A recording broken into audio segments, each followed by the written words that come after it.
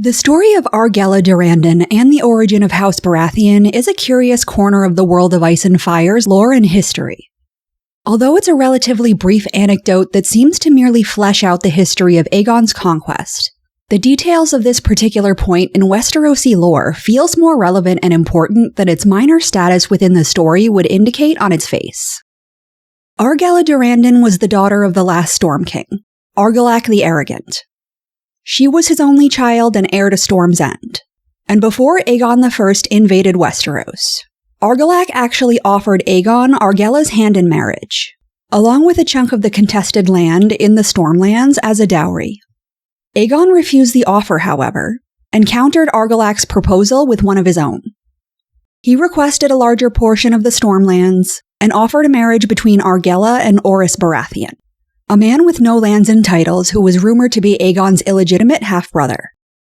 Unsurprisingly, Argillac the Arrogant rejected the proposal, offended at the slight, and he allegedly cut off the hands of Aegon's envoy and sent them back to the Dragon Conqueror with a message. "These are the only hands your bastard shall have of me."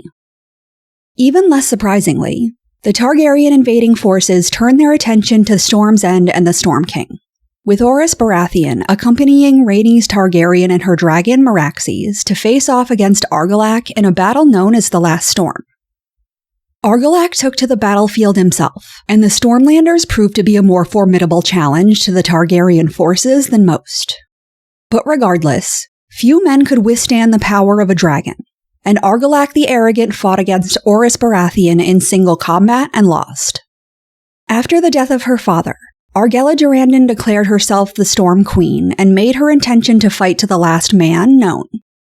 However, her remaining soldiers had other intentions, and allegedly delivered her bound, gagged, and naked to Orys Baratheon.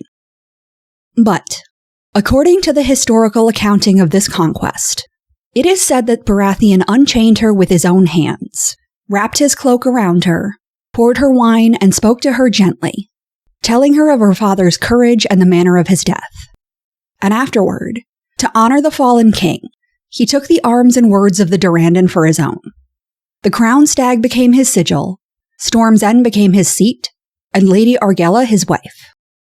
House Baratheon was born amidst the rain and mud of the battle known to history as the Last Storm, when Orys Baratheon thrice turned back the charge of the Knights of Storm's End and slew their king Argillac the Arrogant in single combat.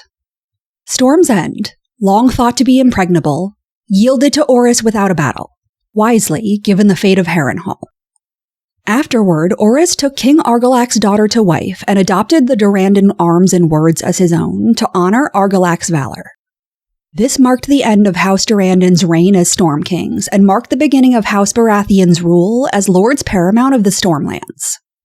And although Argella seems like more of a supporting player in the showdown between Argillac Durrandon and Orys Baratheon, this story and Argella's role in it feel more important than their brief mention in the world of Ice and Fire makes them seem. One of the most interesting ways in which to explore the world of Westeros is on a metatextual level. One of the fundamental questions that I think is almost always worth asking when looking at any part of the story is, why is this the story? Clearly, a great deal of the history of Westeros is designed to flesh out the fantasy world that the main storylines exist in.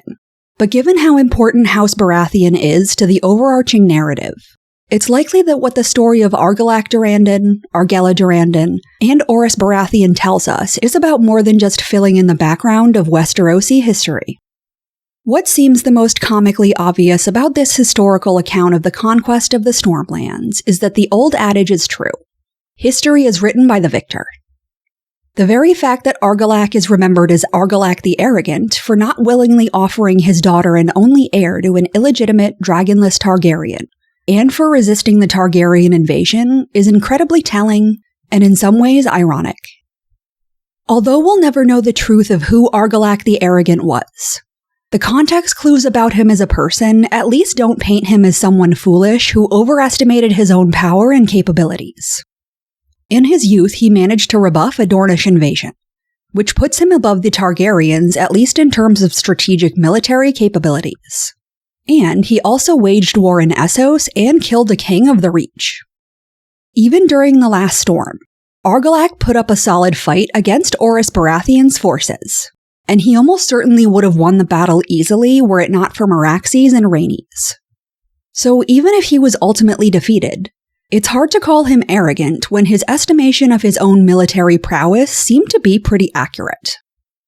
Similarly, the Stormlanders were noted for their loyalty to King Argillac in contrast to the forces of Harren the Black.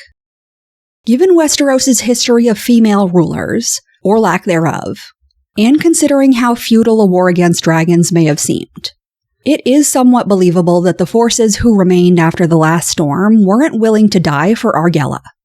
But the idea that her father's most loyal soldiers went from fighting a literal dragon in Argillac's name one day to demeaning and sexually humiliating his daughter and heir the next is a pretty radical turnaround.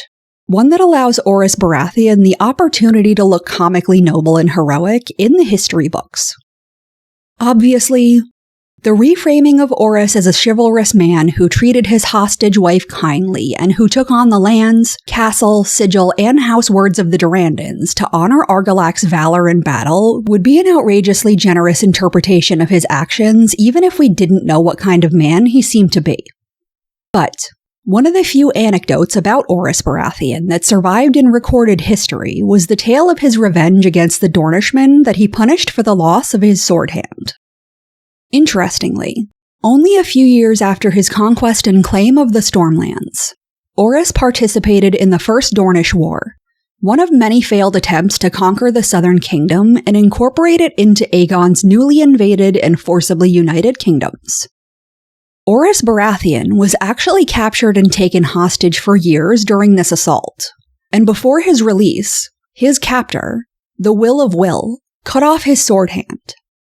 30 years after his release, Orys participated in the Second Dornish War, captured Lord Walter Will, the son of the man who maimed him, and cut off Walter Will's hands and feet. This second sojourn into battle against Dorne resulted in wounds that ultimately killed Orys Baratheon. But Orys' son Davos said that, because he had finally exacted revenge on House Will, Orys Baratheon died content. So while this is a fun story in its own right, it also serves as an interesting contrast to the tale of House Baratheon's founding. As the historians recount, Orys showed nothing but honor and respect to his new wife and the true heir to Storm's End, and he kept House Durrandon intact in all ways but their name, out of admiration for King Argillac. However, the notion that a man who held a grudge for decades because he was bested by the people he was attempting to invade, and who ultimately died in order to get revenge, was somehow super cool with the fact that Argillac was offended at the idea of offering his daughter to a Targaryen bastard, and the fact that Argella said she'd literally rather die than surrender to him, doesn't quite square up. Ultimately, it's unclear what did or even possibly could have happened when Orys Baratheon usurped House Durrandon and apparently forced Argella to marry him. But even beyond this dubious beginning, the origin story of House Baratheon seemingly matters more than you might think it does. Of course, if you're more conspiracy-minded, it's not beyond the realm of believability that the woman that Orys Baratheon married wasn't even Argella Durrandon, and that she really did die rather than surrender. But a somewhat more believable option is that the Stormlanders didn't betray her, nor did Orys save her, but that she saw the writing on the wall and simply decided to surrender rather than letting her soldiers or followers die. I mean, if anything is readily apparent about Stormlander culture, it's that they're far more likely to go down swinging rather than surrendering or betraying their leaders and countrymen. But Argella is a powerful and underappreciated figure in Westerosi history for other reasons. One interesting facet of her story is that, according to the historical account, when her father died, she declared herself Storm Queen, barred the gates of Storm's End, and said she would die before surrendering. And what makes this of particular interest is once again, the framing of this narrative. Because once Argillac was dead, Argella didn't have to declare herself anything. She was an unmarried woman and was his only heir, so she was the Queen of the Stormlands whether the Targaryen dynasty wanted to acknowledge it or not. She may have been demoted to the Lady of Storm's End by Aegon Targaryen and Orys Baratheon, but that doesn't change the fact that, for however brief a time, The last monarch of the Stormlands wasn't a Storm King, but a Storm Queen. And it's interesting to see the subtle and not so subtle ways that this is reflected in the story of House Baratheon. There's certainly an ironic twist of narrative symmetry in the fact that what we know of as House Baratheon was simply a usurpation of House Durrandon. And although House Baratheon was created and elevated by House Targaryen, they were ultimately the undoing of the Targaryen dynasty. House Baratheon didn't even exist before they became the Lords Paramount of the Stormlands. And everything that they have, everything that represents them, their castle, their sigil, their lands, and their house words, all of those things come not from Orys Baratheon, but from Argella Durrandon's family history, her birthright, and her claim to the Stormlands. Even their classic Baratheon looks of black hair and blue eyes seemingly come from Argella Durrandon's DNA rather than Orys Baratheon's. Yes, he had dark hair much like the Durrandons typically did, but Orys had black eyes rather than blue. And considering how vitally important the classic Baratheon characteristics became within A Song of Ice and Fire, it seems obvious that Argella Durrandon is more thematically and narratively important than the world of Ice and Fire would initially have you believe. There's an undeniable irony and sense of poetic justice to the fact that House Baratheon was a creation of an illegitimate Targaryen, who took everything that belonged to House Durrandon and called it their own, only for the Durrandon characteristics to become what defined House Baratheon. Then, these Durrandons by another name eventually overtook House Targaryen, a usurpation that has at least been partially justified by the long historical relationship between House Baratheon and House Targaryen. Then ultimately, House Baratheon has found themselves usurped by illegitimate Lannisters who bear no resemblance to the Baratheons, but who have taken on the Baratheon name in order to claim the Iron Throne for themselves. While Renly, Stannis, and Robert obviously aren't responsible for the misdeeds of their ancestor, the fact that House Baratheon was built on the stolen valor of the last female Durrandon, and now House Baratheon will be destroyed in all but name because Cersei Lannister is unmaking their house in the exact same manner that it was made hundreds of years ago, seems meaningful. And there's another interesting angle of symmetry and righting the wrong that was done to Argella and House Durrandon. Because yes, at this point Cersei has essentially destroyed House Baratheon, and Stannis is going to deal the final blow when he kills his own daughter and heir, Shireen. Sure, there may be a bastard Baratheon who can come in clutch and save their bloodline, but House Baratheon as it existed from its founding is going to be fundamentally changed and wounded as a result of Cersei Lannister's intervention. However, the other attempt to reframe a usurpation as some kind of benevolent overtaking in A Song of Ice and Fire, Tyrion Lannister's marriage to Sansa Stark, is going to completely fail. Within Tyrion's internal monologue, we see that he is constantly embittered and frustrated by the fact that Sansa isn't adequately appreciative of his willingness to steal her inheritance politely. And if he had his way, history would undoubtedly remember him as it remembered Orys Baratheon, a chivalrous man who respectfully rescued his wife from humiliation and abuse, and all he asked for in return was to slap his name onto everything that was rightfully hers in perpetuity. Again, in a bizarre twist of fate, Cersei is taking over House Baratheon because she wants the power that comes along with them, just as Orys Baratheon took over House Durrandon. But Tyrion and House Lannister are attempting to do the same to House Stark. However, every battle that Argella Durrandon lost appears to be one that Sansa Stark will win. The Lannisters will not be Wardens of the North. Tyrion Lannister will not be remembered as a hero who shielded Sansa with his cloak and honored her father by stealing House Stark. And Sansa won't be remembered as a Lady of Winterfell, but as the queen who inherited and reclaimed the Northern Crown by her own birthright, just as Argella Durrandon should have ruled the Stormlands. So, while Argella Durrandon looks like little more than a footnote in Westerosi history, just the connection point between House Durrandon and House Baratheon, it should be obvious by now that what she represents within the story is much greater.